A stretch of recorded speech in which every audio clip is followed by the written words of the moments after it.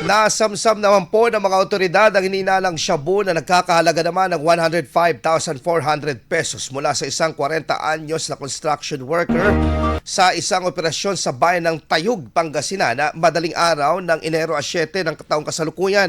Ang nasabing operasyon ay isinagawa sa mismong bahay ng sospek sa koordinasyon ng Philippine Drug Enforcement Agency Region 1. Sa operasyon, na-recover mula sa sospek ang humigit kumulang na 15.5 na gramo ng hininalang shabu na nakapaloob sa 6 na maliliit na pakete.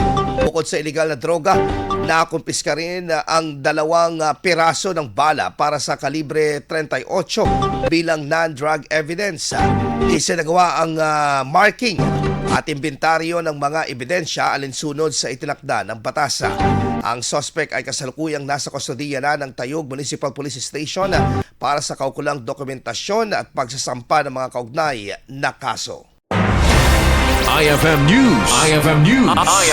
IFM News.